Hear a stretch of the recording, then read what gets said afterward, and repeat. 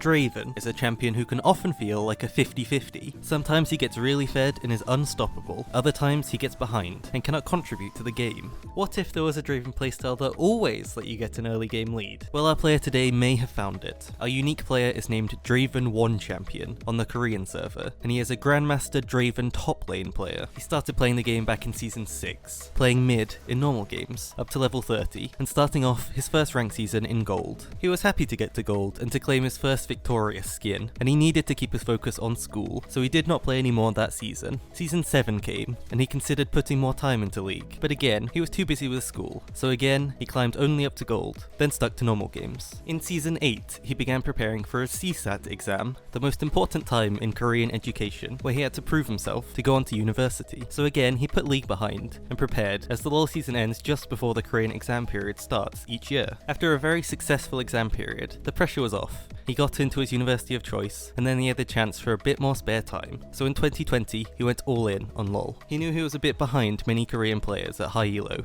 with their large champion pools and impressive game knowledge, so he decided to focus on a single champion and learn everything he could. That season he played Draven AD carry, and it brought him all the way to Diamond 2. Even with just one champion, he could not break through to Master, so in pre-season 11, he re-evaluated his strategy. He was a really good Draven player, but often struggled to use his mechanics to win lane when he was relying on a support, so he tried to move to a solo lane, and after some rune and item testing, Draven Top was born. Season 11 started, and a month later, he was at his all-time peak of 326 LP Korean Grandmaster. He now has multiple accounts in high elo Korea, all on Draven. This is how he did it. First off, Draven Top. Why would you pick this instead of AD carry? Isn't he too immobile to take 1v1s against bruisers? And won't he just get ganked and feed? These are both great questions, but our Draven has a strategy that fixes these problems. This playstyle is an early pressure assassin Draven. Our player has used the strengths of the champion to plan level by level a way to create advantages, push the advantages, and become so strong he cannot lose the game.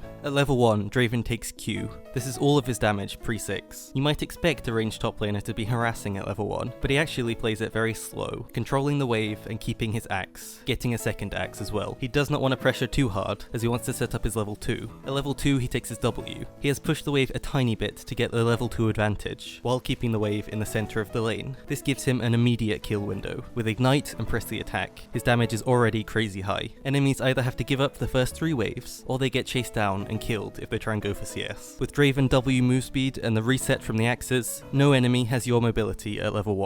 This is the first unexpected way Draven gets a lead every game. If enemies don't hit the wave, they fall behind, and Draven can base early to get a big damage lead. If they do hit the wave, he gets a kill. He also takes Futures Market, so each time he bases, he gets a goodbye that keeps him ahead. So at level 2 or 3, he can push the wave in and base for a double longsword, which keeps him very far ahead in damage. Futures Market is the rune that fixes bad bases and supports your snowballing, letting you cheat ahead of your enemy. Same thing if he takes a bad trade, he can base for Vamp Scepter, which lets him sustain and keep poking. At level 3, Draven takes his E. This is the most valuable ability Draven Top has, and it is vital to this strategy. Our player uses Draven E in a few ways. Firstly, it is incredible anti-dive. If the enemy laner tries to jump on you, or there is a gank, Draven E can cancel their movement and buy time for an escape. Secondly, and most uniquely, this Draven uses E as a kill setup in a very specific way. When looking for a kill, Draven walks up and autos to poke the enemy down. This Draven is insane at moving in and out of tower range to avoid shots, so he can just harass for free. When the wave comes to tower, he autos once, then walks into tower and gets a second auto, dropping the aggro. The dive starts. He gets a third auto, E to lock them in place, a fourth auto during this with his Ignite, and a final auto to finish off the kill. No enemy top laner, even in Korean Grandmaster, is willing to give up the gold or XP from the wave. This strategy literally works every time,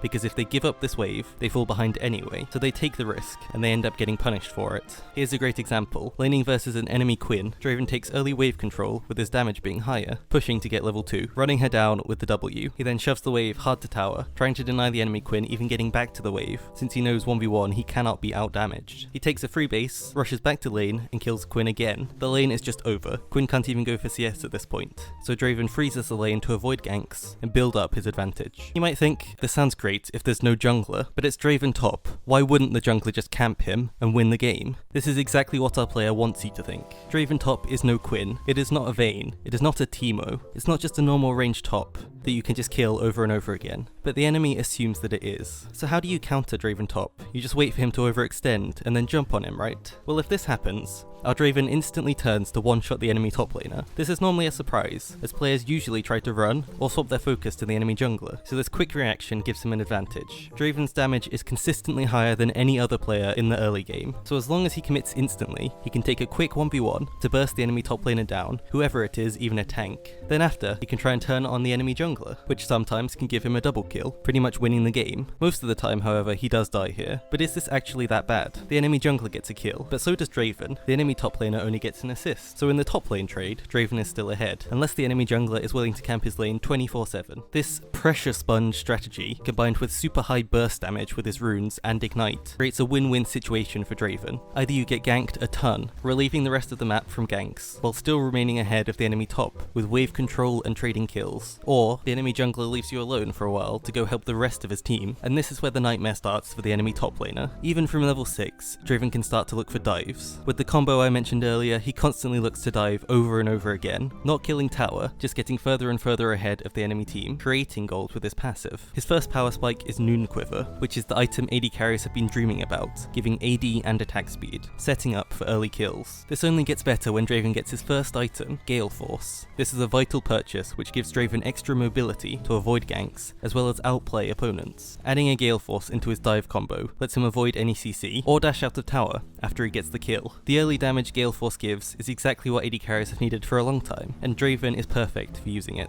In early fights, the most important thing this Draven does in lane is figure out which enemy ability is most likely to kill him. Whether it is the top laner's CC, which lets everyone else do damage to him, or it's the jungler's highest damage ability, which if the jungler lands it, he dies. He picks this ability out early, and makes sure that if he is ever considering a fight, he knows exactly which ability he needs to use his flash on, to ensure he outplays it. This is quite a simple thing, but it is very noticeable in his gameplay, and Draven only needs to dodge one thing to ensure he comes out ahead. From here, Draven wants to continue this playstyle throughout the early game, grabbing waves, pushing forward, and diving the enemy laner. If possible, getting your jungler to Rift Herald top, as this is perfect for snowballing the game. Otherwise, he'll eventually get tower solo, and this is where he transitions to mid-game. Our Draven's mid-game plan is quite simple. He moves out of lane, and joins his team as soon as possible to start skirmishing. Draven has good damage scaling, but with an off-meta Draven top, he can mess up his team composition by having a ranged top laner, so their late game team fighting might get a bit weird. So instead, he pressures, using his early game lead, transitioning it to his team to help them end the game quite fast. He has more damage than anyone. He is joining any fight and picking up kills. You don't want to just farm up to 3 items like a normal AD carry can. 1 to 2 items is normally your damage peak in solo queue. So his plan is to keep the game snowballing, not AFK farm, which would give enemies the chance to catch up. If you've been a pressure sponge in lane, now is where you group up with your team and use your early item spike and your mechanics to outplay, cashing in on their lead.